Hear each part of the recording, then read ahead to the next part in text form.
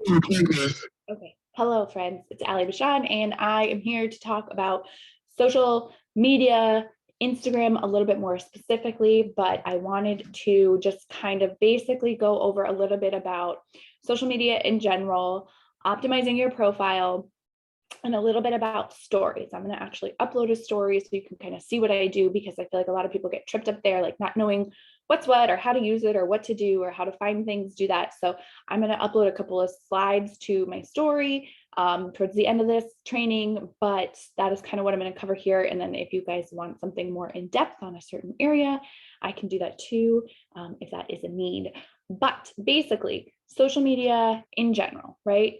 You have to think of it as your social media account, your social media presence essentially is your storefront of you, of your brand, of your niche, of you. So you want to have a page that people come to and they want to come in. So essentially hitting the follow button would be the same as coming in, opening the door of your storefront, right? So you want to have your page be a place of like positivity. Don't be negative on social media. There's enough negativity out there and mean people. We do not need that. Be happy, be kind, be compassionate, be a place that people will come to and they will feel good, right? So hopefully that means you're bringing value in what you're posting. And I'm going to talk a little bit about optimizing your profile so people know exactly why they're coming to your page in the first place, right? A little bit more on social media in general is remembering to engage with the people that you already have, right? We probably already have friends and family on there. We may have coworkers on there. We may have people from the past on there. However, the people that are already there are the people that you need to focus on engaging with, right? Because they're already there. Growth absolutely can happen on Instagram, but you have to have that engagement part of it to kind of work in your favor, right? If you're just posting your pictures and you're not being social, then you're just posting media. It's not social media without the social, right? It's just media. So you have to be social. You have to interact with the people that are already there and really get good at talking to people and use that as the opportunity to learn how to ask questions and learn how to listen, right? And answer some questions and genuinely connect with people that you've already got. When you're posting, Instagram and Facebook are a little bit different here. However, if you're on Facebook, you do not want to post back to back. You do not want to be sharing this and then sharing this and then sharing this and then sharing this, because Facebook is going to look at that as like, whoa, this girl posts way too much. Nothing she's posting is of value. No one is interacting. Nobody likes her stuff. That's the best way to get your information, your post pushed all the way down to the feed, is by doing them back to back to back to back to back. Instagram, you can post more than once a day. You just want to give yourself 4 hours, at least 4 hours in between your posting on either platform. Give yourself some time so that what you do put out can reach the people it's going to reach, get some engagement, get more comments, you start commenting back. You need that to boost your post up instead of another post that's going to just push it down and essentially cancel it out. So try to give yourself at least 4 hours. Let me see if there's anything else there that I wanted to mention. Positive. Oh, having a public page, I think, is something that needs to be said. You need your page to be public or people won't be able to find you. If your page is private, it doesn't matter how many hashtags you use, it doesn't matter how valuable your post is, no one will be able to find you.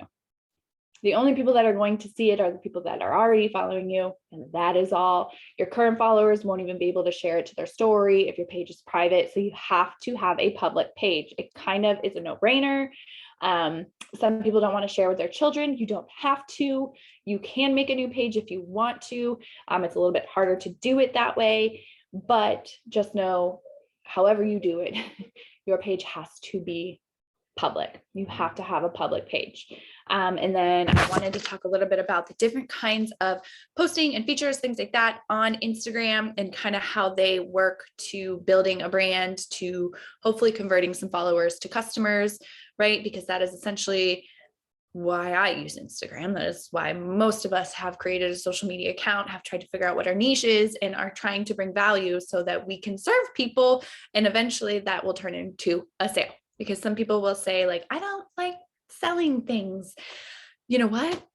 Okay, I do. I like selling things. I like selling things in social media. You're serving your people. Serving is selling. It means you care. It is not weird to sell things. It is not, because if you do it correctly and you're authentic and you're having the genuine conversations, you are sharing with them and serving them and selling them. And that is okay, right? So some of the things that you can do, features to kind of figure out how they relate to your page. And a lot of this, I like to watch and listen to Brock Johnson. Obviously, he is an Instagram guru. So if you listen to his stuff, this might sound familiar. But anyways, lives, if you are to go live on Instagram, that will help to build relationship. Okay. Because there's a lot of noise on social media. There's a lot of noise on Instagram. So you want to be able to build relationships. You want to stop people from scrolling, bring value to their lives, which is why, being a positive place is going to be important. So going lives will help build relationships with the people that have started following you, because they're going to be able to see who you are. You're live, right? You can't plan a live like that. Things will happen. So stories will allow people to be involved in your life and help to build a relationship with the followers that you have, to build on the trust, right? Your stories do not bring your new followers.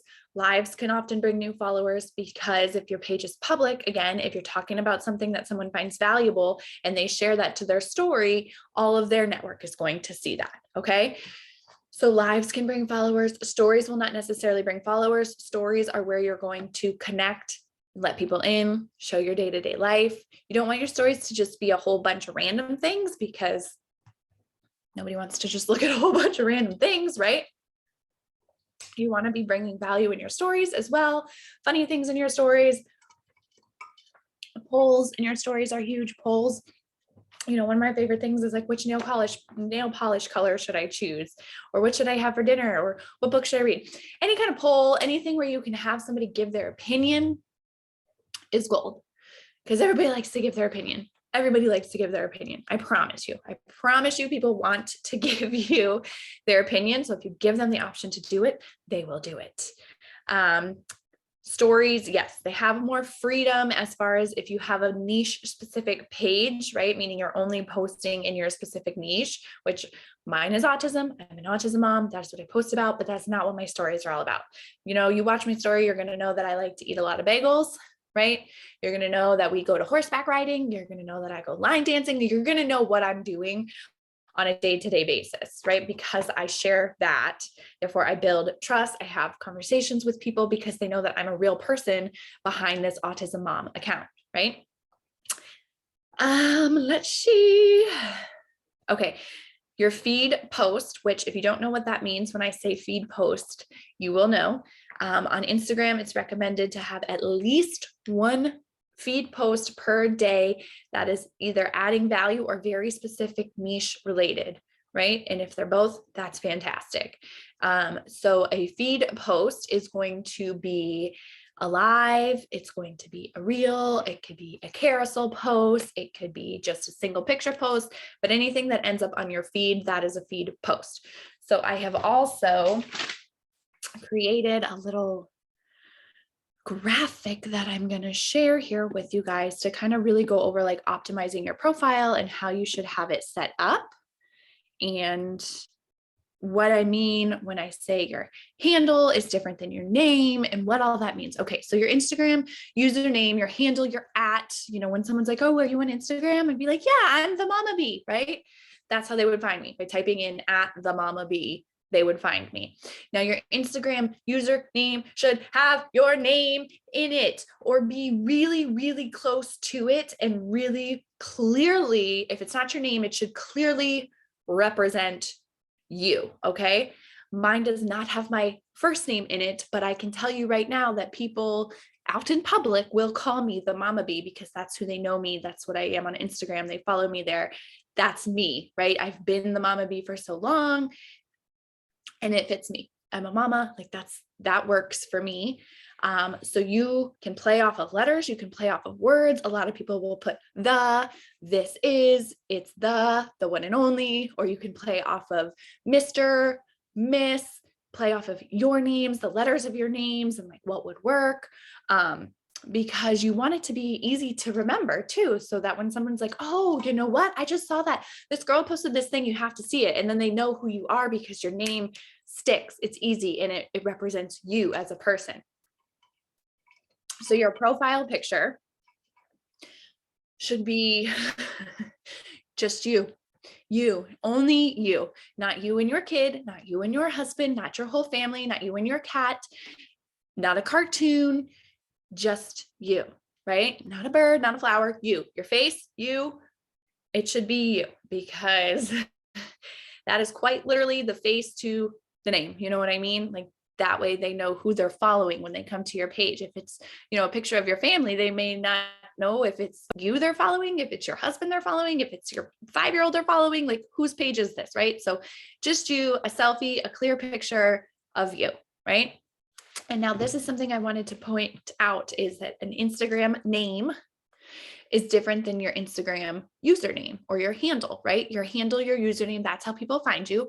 On your actual profile and your bio, you will see that there is bold lettering right here, okay? And that is searchable, you guys. The wording there is searchable. So that is where you want to have key words, niche related words, right? The people you want to find, the people you want to find you, that needs to be there, right? I'm an autism mom trying to connect with other autism moms. So I wanted to make sure that the word autism mom was in there because it's searchable, and no one, not a single soul on Instagram is searching for Ali Bachand. They're not. So I only have my name there because it's not in my actual handle. And I want people to know my first name is Ali, right? Ali B. And then they can kind of see how the mama B ties in with Ali B, because my last name starts with a B, right? And that is where that has come from. However, people are searching for autism mom. So my page will come up when people search that because it is right there in my name. Okay. So take advantage of that. Consider it free marketing, because whatever you put there is going to be searchable, and that is the way that people will find you. So it should not be your name. It should not just be your name at all. No one is out there searching for you by name on Instagram like that. Maybe one person, but if you're trying to grow, you need to have your keywords right there. Okay, moving on to your bio, right? This verbiage here, this wording underneath your name. And I am not using my page to say like, look how good my Instagram is set up, because I'm sure I can use some work. I'm using my page because it was easy to screenshot. And that's all. Okay, so your bio, this is what's going to tell people why they should stay.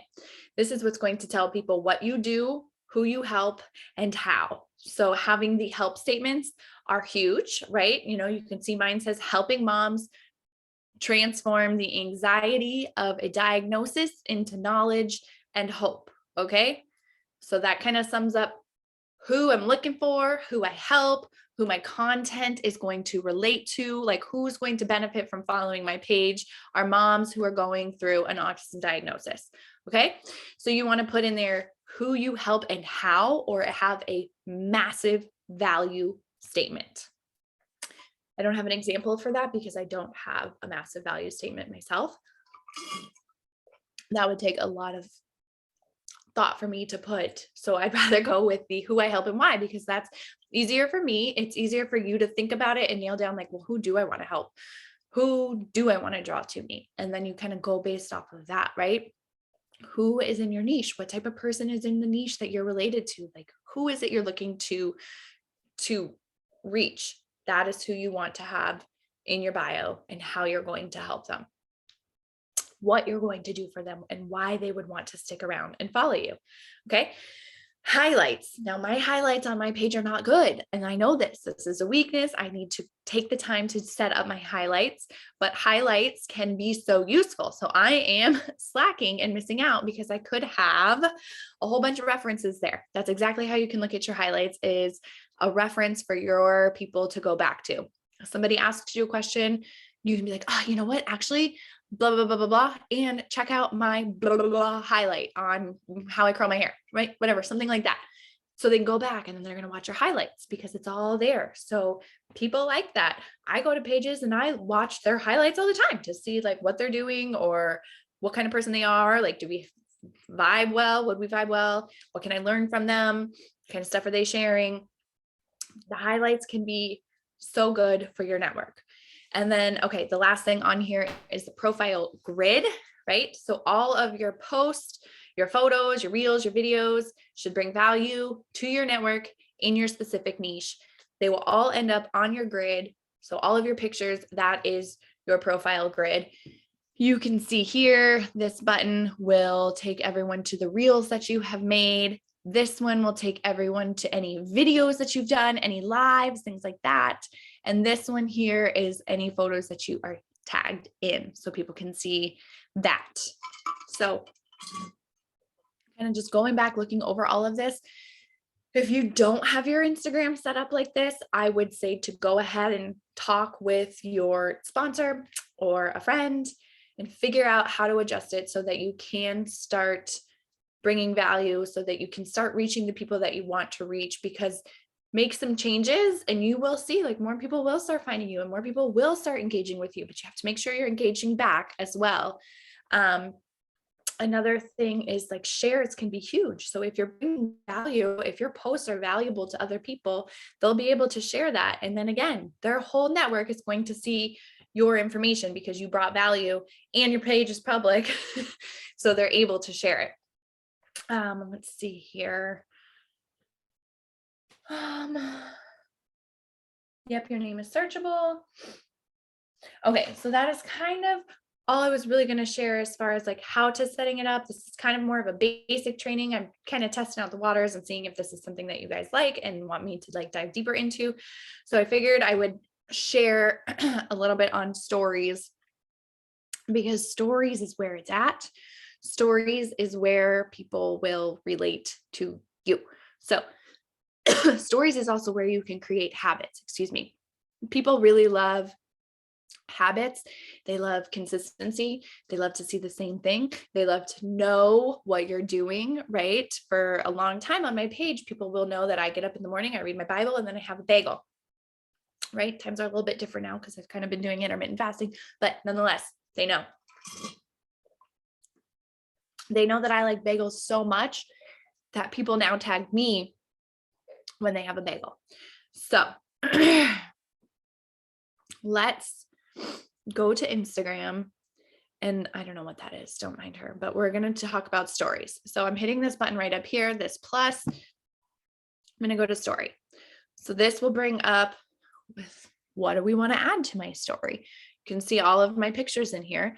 I'm going to add a story about the bread that I made yesterday. So I have my video right here that I want to add. There I am making my bread. I want to add some music to this. I'm sorry, guys. So I'm going to hit this sticker button up here. This guy right here, the little smiley face. You're going to hit that. It's going to bring up a whole bunch of options here, but don't worry. You have more options than just this, right? This is very generic stuff. I don't use any of these on Instagram, but I will tell you, I get in here. There's a lot going on here that I like to use. Actually, we'll do music last because then you'll be able to hear it the whole time.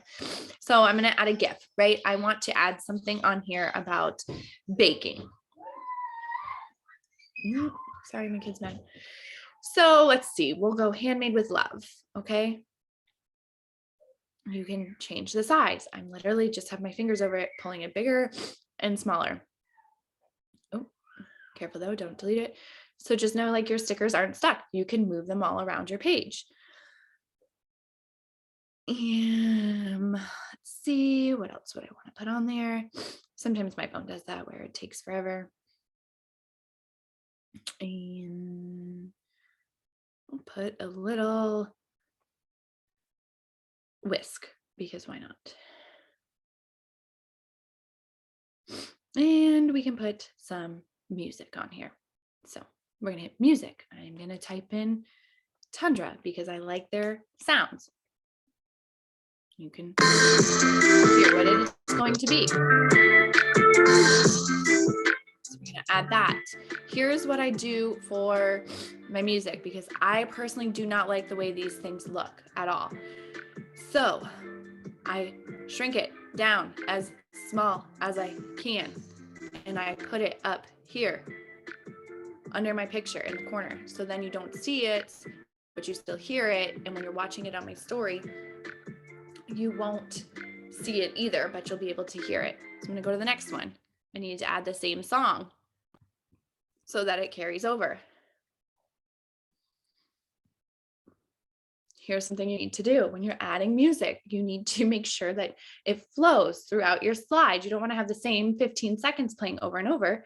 So you're going to take this down here and move it to line up. Some of the songs have it broken up like that, where it's super simple and it makes it really easy. Some of them do not, and you have to go back and you have to listen, but you don't want the same 15 seconds of the song playing.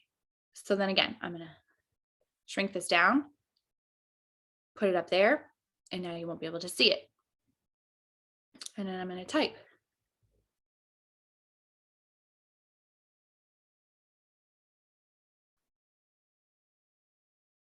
Getting easier to make each time. Thanks, Carrie. Because she shared the recipe with me. So I'm going to tag her, and then she'll get a notification, and then she'll probably share it in her story, and then her network's going to see me. You know what I mean? Like, that is the value of having a public page. You can also make it have a background. You can change the color of the background. You know what I mean? You can do a lot. You can definitely do a lot. And then done, shared. So now it's going to be on my story, and you can see it. It's uploading, but you can see that it is there on my story with my things added, right? Moving right along. So that is how you want to do that. Let's see. There was another one I wanted to put on here. Just a little picture of my bread, right?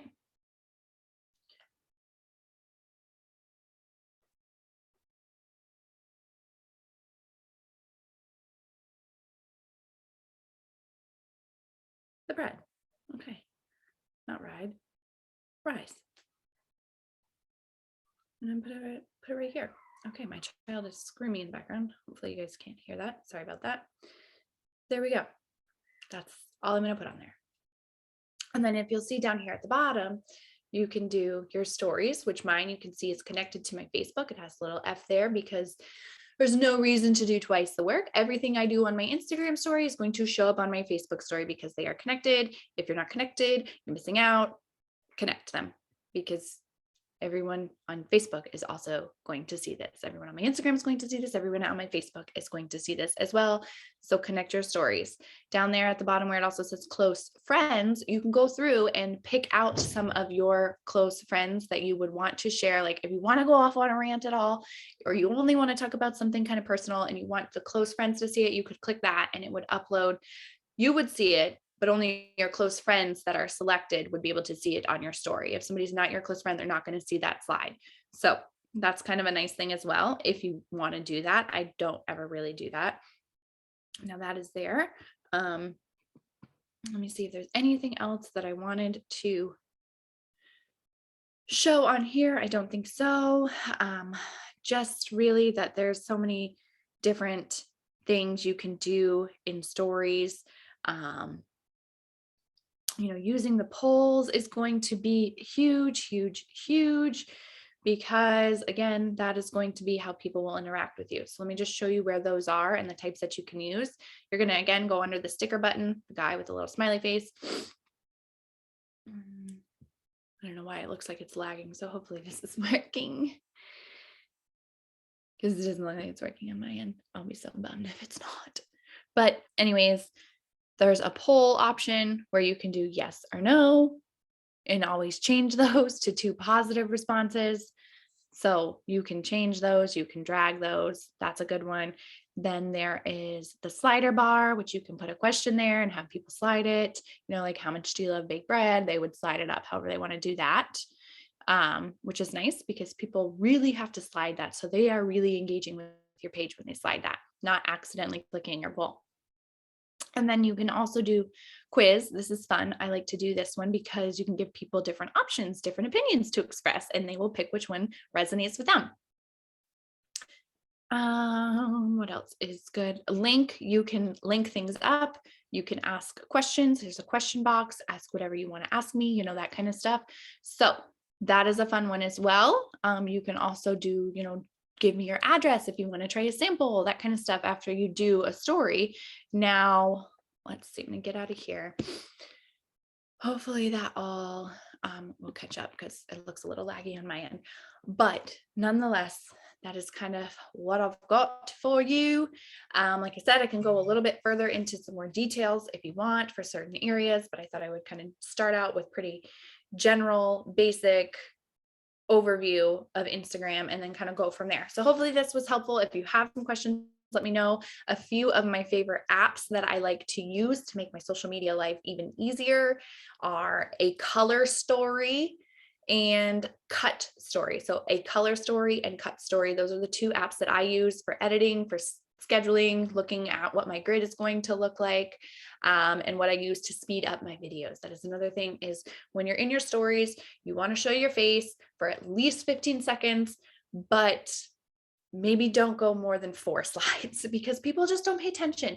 People don't have the capacity to sit there and listen to you talk for that long. So they're going to just, they're either going to get out of your story completely or they're going to go right past everything you're saying because they don't want to listen. So try to keep your talking to 3 to 4 slides, at the very most 4. 3 is what I always aim for. And sandwich your personal stuff with your Plexus stuff.